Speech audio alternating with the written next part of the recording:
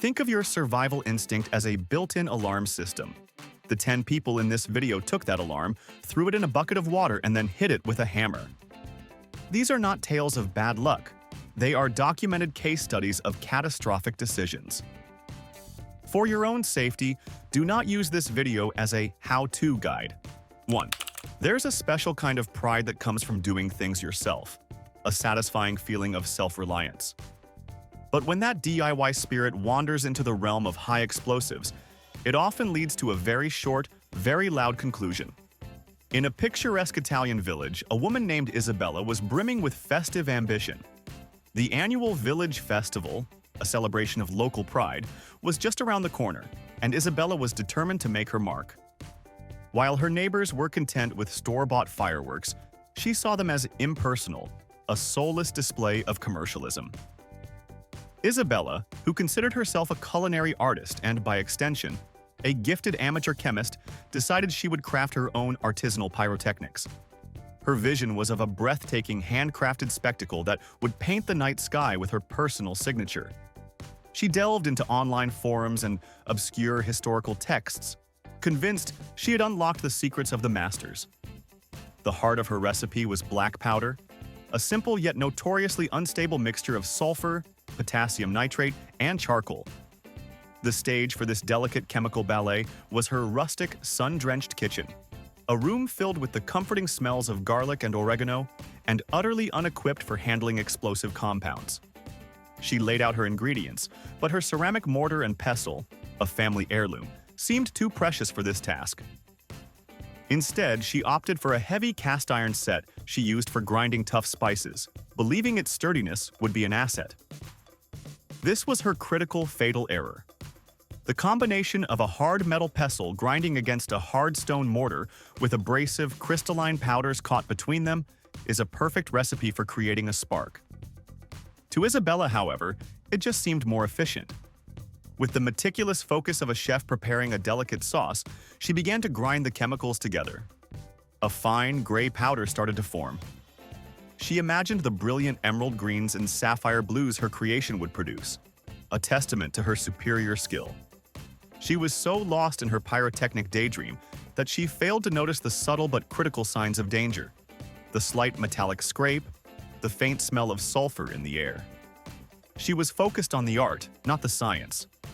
With a final, vigorous push of the pestle, it happened. A single, almost invisible spark, born from the friction of metal on stone, leaped into the fine, perfectly mixed powder. There was no warning, no dramatic fuse. There was only an instantaneous, violent detonation. The small pile of homemade gunpowder exploded with the force of a military-grade grenade. Her charming kitchen, a place of warmth and family meals, was instantly transformed into a smoldering crater. The force of the blast blew her windows out, sent shrapnel of her beloved copper pots through the walls, and turned her culinary sanctuary into a scene of utter devastation.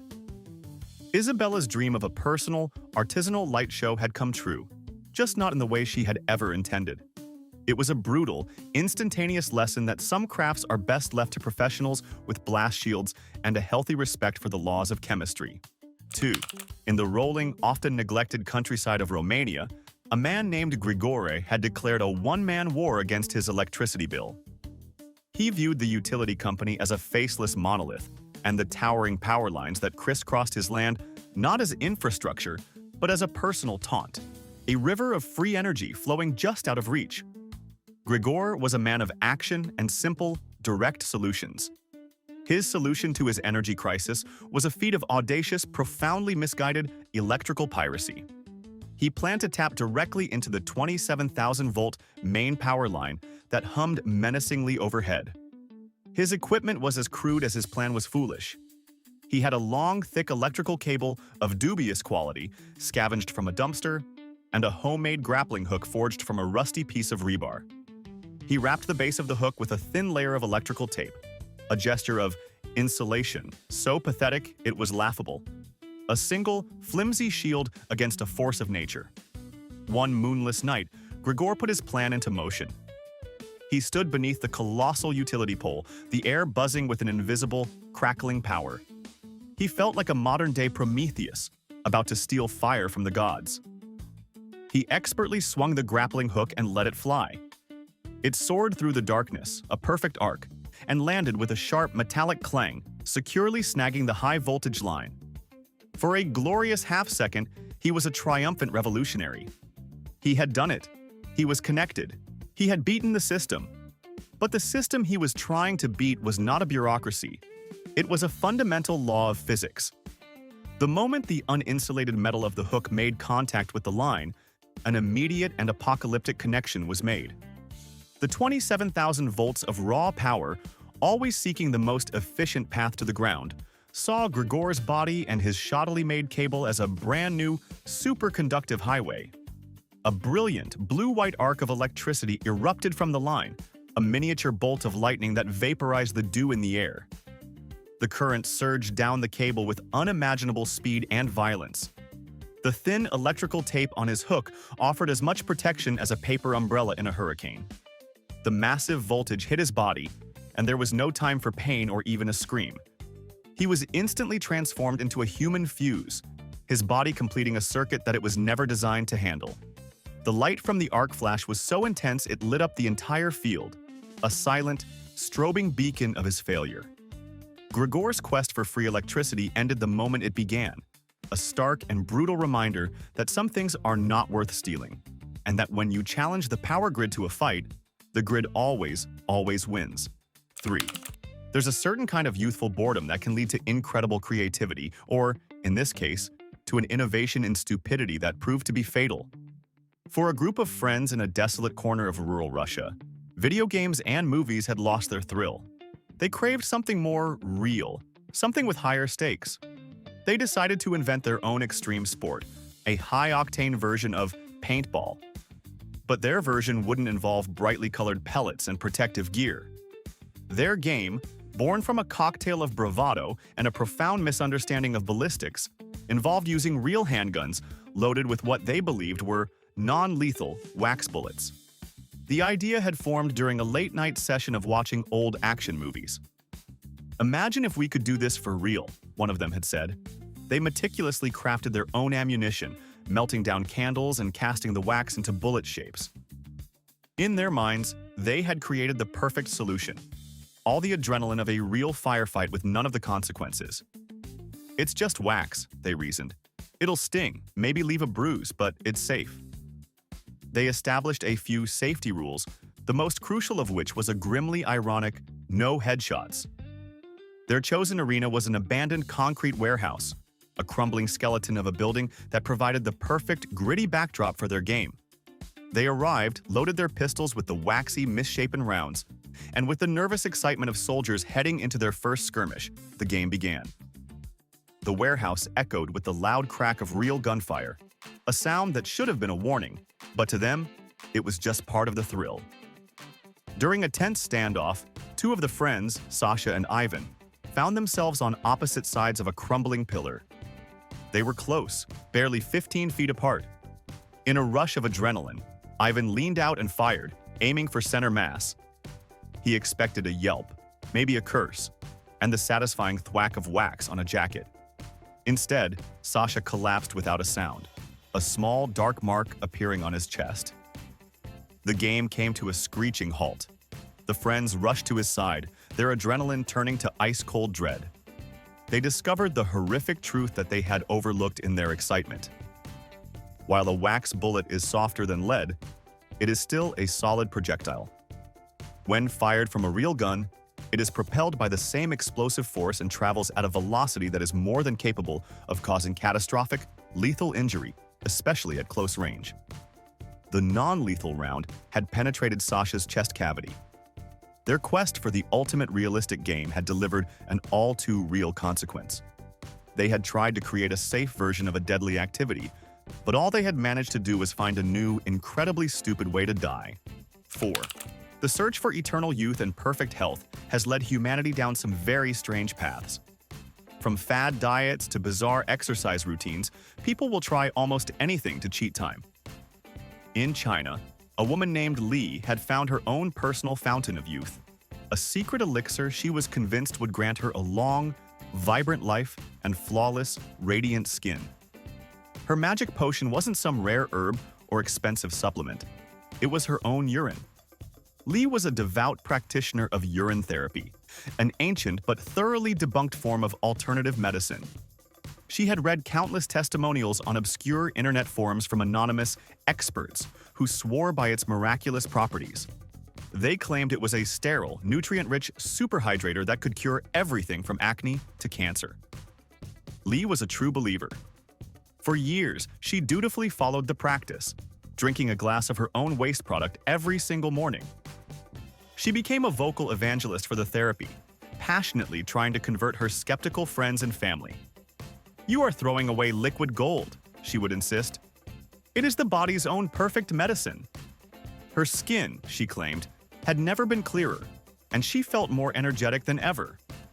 What Lee failed to understand, in her enthusiastic embrace of this folk remedy, was the fundamental purpose of urine. It is not the body's medicine. It is the body's sewage. It is the very specific liquid waste product that the kidneys, our body's incredibly efficient filtration system, have worked tirelessly to remove from the bloodstream. It is a concentrated cocktail of toxins, metabolic byproducts, and bacteria that the body has identified as harmful and needs to expel. By diligently drinking her urine every day, Lee was effectively forcing her kidneys to filter the same batch of toxins over and over again. She was putting her internal purification plant into a state of perpetual, exhausting overtime. Over the years, this constant reintroduction of waste products began to take its toll. Her kidneys, overworked and underappreciated, started to struggle. The very organs she was trying to cleanse were being systematically poisoned by her efforts. A chronic, low-grade infection took hold, a direct result of forcing a system designed for expulsion to constantly reabsorb.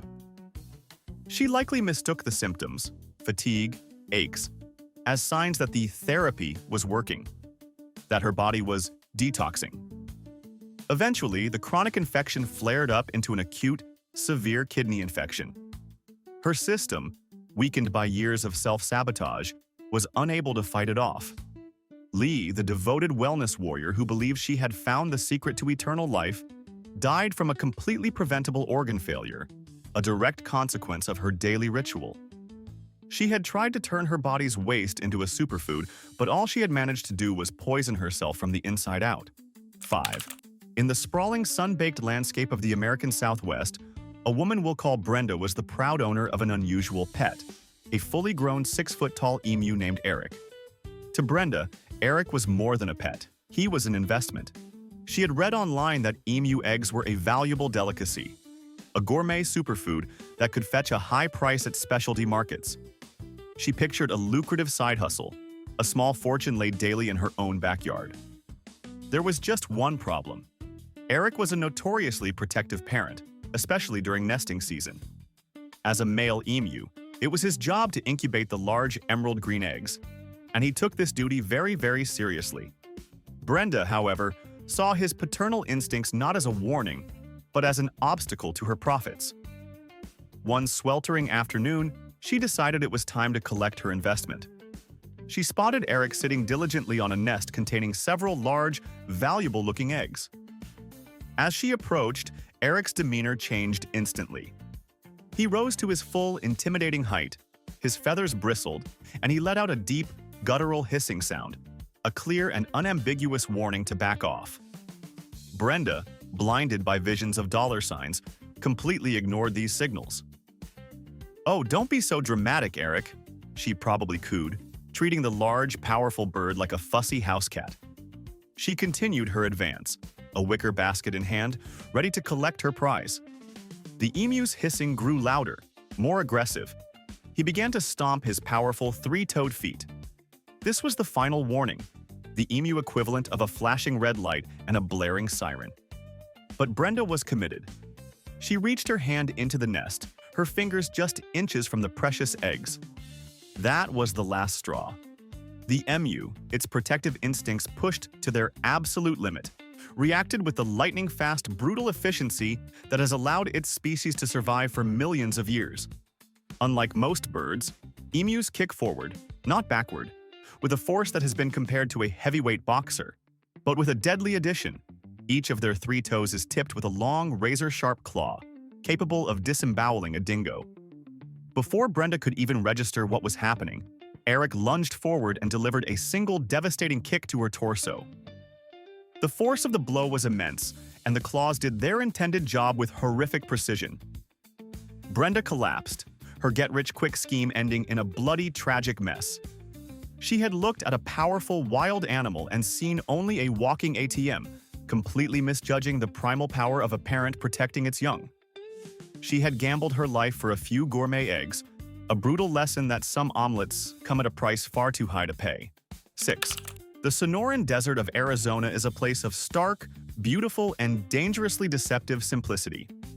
Its most iconic resident is the saguaro cactus, a majestic, towering symbol of the American West. These giants can live for over 150 years and grow to be over 40 feet tall, weighing several tons. They are also a protected species, and stealing one is a serious crime. For one man, let's call him Lenny, the law was less of a concern than the potential profit. He saw a magnificent, mature saguaro standing in a remote part of the desert and decided it would look much better in a wealthy person's landscaped garden, and the finder's fee would look much better in his own pocket. His plan was as simple as it was stupid. He would dig up the massive cactus and simply pull it over, hoping to load it onto a truck later. He spent hours under the blistering Arizona sun, digging a trench around the base of the cactus. The saguaro, which he estimated weighed at least 500 pounds, had a very shallow root system, as most cacti do. Lenny saw this as a weakness he could exploit. After severing the main roots, the giant plant began to lean. This was it, the moment of triumph. He tied a rope around the cactus, stood on the opposite side, and began to pull with all his might. He was going to fell this desert titan like a lumberjack. He misjudged 2 critical things: the immense top-heavy weight of the saguaro and its trajectory. As he gave one final, mighty heave, the cactus gave way. But it didn't fall away from him as he had planned. Instead, it toppled directly towards him. He had been standing in the absolute worst possible spot. He had a split second to register his colossal miscalculation before the 500-pound plant, a living column covered in thousands of needle-sharp spines, fell directly on top of him. The weight of the cactus crushed him, pinning him instantly to the hard, sun-baked desert floor. His attempt to steal a symbol of the desert had ended with him being literally defeated and impaled by a plant. He had gone out into the wilderness to prove his dominance over nature, but nature, in its slow, silent, and spiky way, had the final say. He became a permanent, tragic part of the very landscape he was trying to plunder, a human scarecrow in a garden of his own making. 7. The factory floor is often a place of monotonous, grinding routine. To break the tedium, workers will sometimes resort to small pranks or feats of strength to entertain each other. On one such afternoon at a cement factory, a worker named Marco decided it was his turn to be the center of attention. Marco was a big, strong guy, and he was proud of it. He saw his colleagues, weary from a long shift, and decided they needed a show. He was going to put on a performance of strength and dexterity, something that would make him a legend of the lunchroom. His props of choice: 3 50-pound bags of dry cement. His act: juggling. To his colleagues, this sounded like a recipe for a hernia. But Marco was brimming with the kind of unshakable confidence that often precedes a disaster. He brushed off their concerns with a laugh. He had practiced with lighter objects, he claimed, and he was ready for the main event. He positioned himself in an open area of the warehouse, the dusty air swirling around him. He hefted the first 50-pound bag, its weight a comfortable and familiar burden. He tossed it into the air with a grunt, a perfect, gentle arc. As it reached its apex, he grabbed the second bag and launched it, his timing surprisingly good. The 2 heavy bags were now cycling through the air, a slow-motion ballet of brute force. The small crowd of onlookers cheered him on, their initial skepticism turning to genuine awe. Emboldened by their applause, Marco went for the grand finale. He reached down, scooped up the third 50-pound bag, and with a mighty heave, sent it skyward to join the others. For one brief, glorious moment, he did it. He was a circus strongman, a master of the impossible, juggling 150 pounds of construction material as if it were nothing. He was a god of gravel. But the laws of physics are a harsh critic. Juggling 150 pounds requires not just incredible strength, but also flawless timing and precision, neither of which are easy to maintain when you're essentially throwing small boulders into the air. As the first bag began its descent, Marco was slightly out of position from having thrown the third. He reached for it, but his timing was off by a fraction of a second. Instead of catching the bag cleanly, his hand glanced off the side. The bag, now uncontrolled, tumbled directly downwards, its trajectory aimed squarely at the one place it could do the most damage, his head. The 50-pound bag of densely packed cement landed with a sickening, heavy thud. It wasn't a glancing blow, it was a direct pile-driver impact. He collapsed instantly, the other two bags raining down around him. His act, which had lasted less than a minute, was indeed memorable, but not for the reasons he had hoped. He had wanted to impress his colleagues with his strength, but all he did was provide a grim, dusty lesson in the difference between being strong and being smart. 8. Family reunions are a time for catching up, sharing stories, and, for some, indulging in a bit of light-hearted mischief. At one such gathering, a man named Dave, a notorious prankster in his family, decided to pull off what he thought would be the ultimate game of hide-and-seek. He was going to make himself disappear, to create a moment of hilarious, manufactured panic. His chosen hiding spot was a beautiful, but foreboding, antique chest that sat in the corner of his grandmother's attic. It was a massive, heavy, cedar-lined hope chest from the early 1900s, a family heirloom. To Dave, it was the perfect prop for his prank. With a mischievous grin, he snuck away from the party, crept up to the dusty attic, and lifted the heavy lid of the chest. It was spacious. Perfect. He planned to wait inside until his relatives started to worry, then burst out with a triumphant yell, revealing his brilliant hiding spot. He climbed in, pulled the heavy lid down over him, and the attic was plunged into darkness.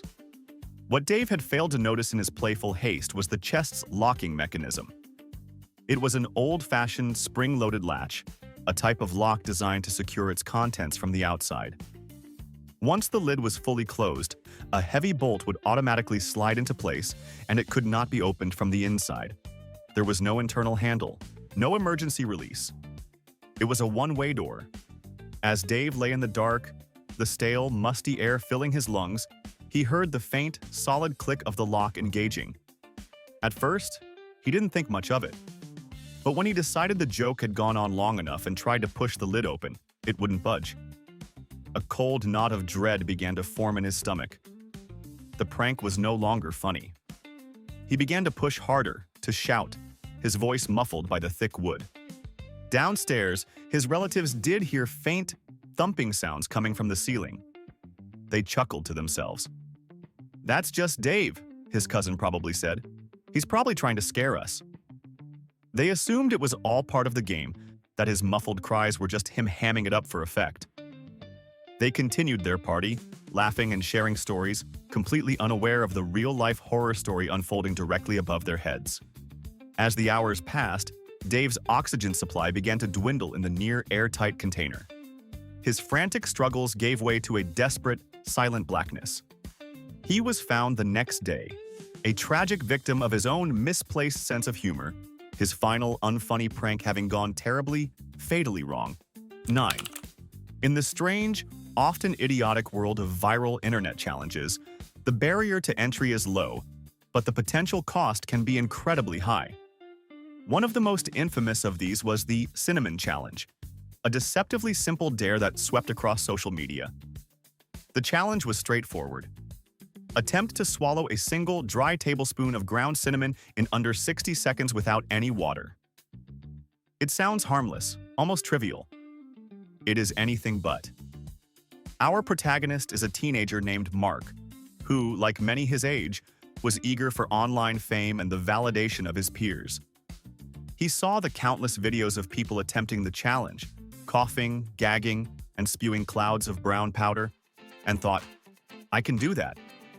He wanted the views, the likes, the comments.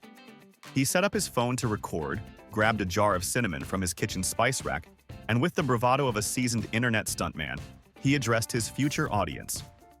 "All right, guys, "Today I'm going to crush the cinnamon challenge," he announced. He then tipped a heaping tablespoon of the fine brown powder into his mouth. The immediate effect was not what he expected. Ground cinnamon is not like other foods. It's an incredibly fine desiccated powder made from tree bark. It doesn't dissolve in saliva. Instead, it instantly absorbs every last bit of moisture in the mouth, creating a thick, gag-inducing sludge that is nearly impossible to swallow. Panicking, Mark did what anyone would do when their throat is suddenly clogged with a dry, spicy cement. He gasped. It was a reflexive, involuntary inhalation, and it was his fatal mistake. Instead of going down his esophagus, the fine powder was sucked directly into his windpipe and lungs. The cinnamon wasn't just an irritant. It was a catastrophic invader.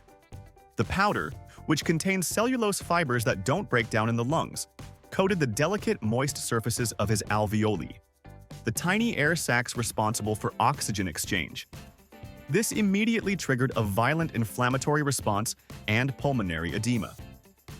His lungs, in a desperate attempt to protect themselves, began to fill with fluid. He wasn't just coughing, he was suffocating. He had won the internet points he so desperately craved.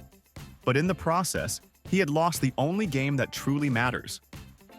He became a tragic statistic, a permanent warning about the hidden dangers of a seemingly harmless prank, and a grim testament to the fact that not all viral challenges are worth the click. 10.